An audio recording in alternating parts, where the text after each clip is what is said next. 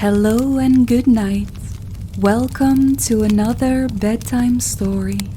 This story is meant to help you sleep or to relax your mind. Try and find a comfortable place, such as your bed or a soft chair. If you feel comfortable, you can close your eyes now. Try and let go of the day as we begin our tale. Tonight's story is The Wishing Table.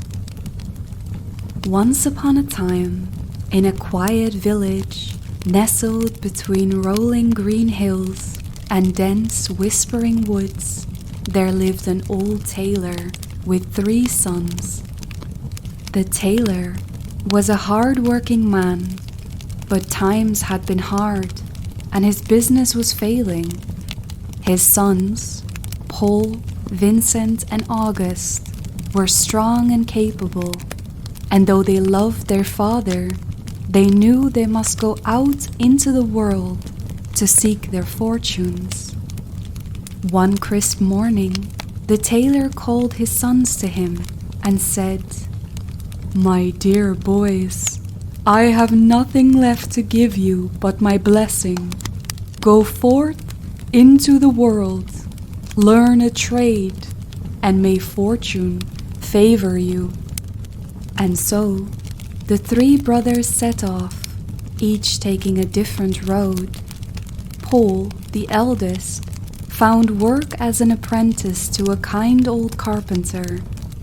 He worked diligently, learning to carve wood so finely that it seemed to breathe beneath his fingers.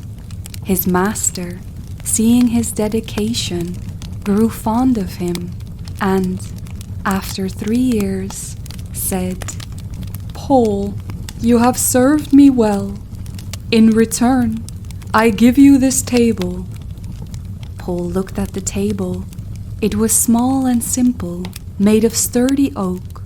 He furrowed his brow, unsure of its value, but his master smiled and whispered, "This is no ordinary table. Simply say, 'Table, be set,' and it will cover itself with the finest feast you could ever wish for. And when you are done, simply say, 'Table, be clear,' and the table will be cleared." Astonished, Paul tested it at once. No sooner had he spoken the words than the table shimmered and filled with golden platters, fragrant meats, steaming bread, and goblets of the richest wine. Overjoyed, Paul thanked his master and set off for home, eager to share his fortune with his father and brothers. On the last evening of his journey, he stopped at an inn for the night. The innkeeper was a greedy, dishonest man.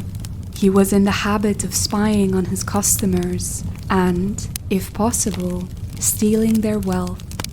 As he watched, through a chink in the door of Paul's bedchamber, he saw him set down the table, heard him say the words, "Table, be set," and saw the magic table immediately fill up with the most delicious feast. With open mouth, he watched Paul enjoy the meal and then say, "Table, be clear." He vowed to himself that he would have the magic table, and that night, while Paul slept, the innkeeper replaced the enchanted table with an ordinary one.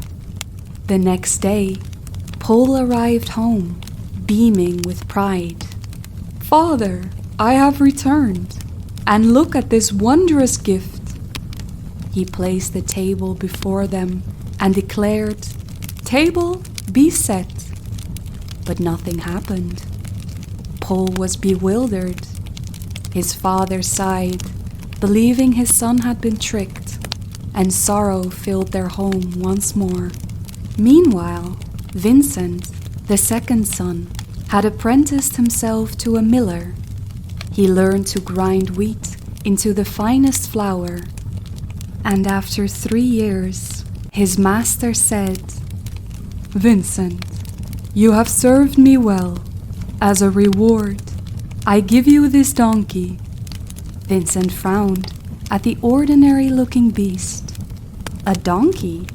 His master chuckled. "Not just any donkey, my boy. Say, Bricklebrit, and gold coins will tumble from its mouth." Vincent, skeptical, tried it at once, and, sure enough, the donkey shook its head and rained golden coins upon the ground. With a full heart, Vincent thanked his master warmly and set off for home, eager to share his wealth. But like his brother, on the last evening of his journey, he stopped at an inn for the night. The same cunning innkeeper, overhearing Vincent boast to the other customers about his donkey's gift, vowed that he would have this magical donkey, and he devised a plan. That night, he replaced the golden donkey with an ordinary one.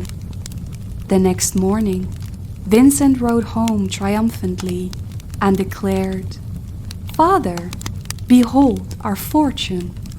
He called out, "Bricklebrit!" But the donkey merely twitched its ears and let out an almighty "ee-aw." The tailor groaned, "Oh, my foolish sons, you have been deceived." Vincent, heartbroken, realized he had been robbed, but there was no proof. He and Paul sat in shame, their grand promises turned to dust. August, the youngest, had chosen the trade of a woodcarver. He apprenticed under a master of fine craftsmanship. After 3 years, his master said, "August, you have worked well. As a reward, I give you this sack." August blinked. "A sack?" His master smiled. His eyes twinkled. "Indeed, but inside is a cudgel of great power. If ever you need aid, say, 'Cudgel out of the sack,' and it will leap forth and defend you." August, though puzzled, accepted the gift, thanked his master for all his kindness, and set off for home. On the way, he too stopped at an inn where his brothers had been tricked. Listening closely to the idle boasts of the innkeeper, August soon pieced together the deception. That night, he pretended to sleep, but lay in wait. When the innkeeper crept into his room, August sat up and cried, "Cudgel, out of the sack!" At once, the cudgel leaped into the air and struck the innkeeper about the head and shoulders. "Mercy! Mercy!" the thief cried, falling to his knees. August crossed his arms. "Not until you return my brother's treasures." With shaking hands, the innkeeper fetched the wishing table and the gold-spitting donkey, the cudgel chasing him all the while. Only when August had them safely did he call, "Cudgel, back in the sack." The cudgel leaped obediently into the bag, and August, whistling a happy tune, continued home. August arrived home to find his father and brothers still deep in disappointment.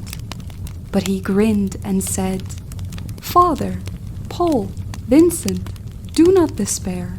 He set the table before them and commanded, "Table, be set." At once, a magnificent feast appeared. Then, leading forth the donkey, he called, "Bricklebrit," and gold spilled across the floor. The tailor wept with joy. "My sons, you have returned in glory." They celebrated with a grand feast, inviting the whole village. Soon, the family was wealthier than ever. The tailor's business flourished, as did those of his sons. The table ensured they would never go hungry. The donkey provided them with coins whenever they needed them. An august cudgel ensured that no thief dared cross them again. And so they lived in happiness, never knowing hunger or hardship again. And if ever a traveler passed through that village, they would hear the tale of the wishing table, the golden donkey, and the cudgel in the sack. A tale of fortune lost and found, of wisdom gained and justice served. The end. Thank you for listening to this bedtime story. I hope you enjoyed the tale tonight. If you did, please like the video and subscribe to the channel for more audiobooks and tales to come. Until next time.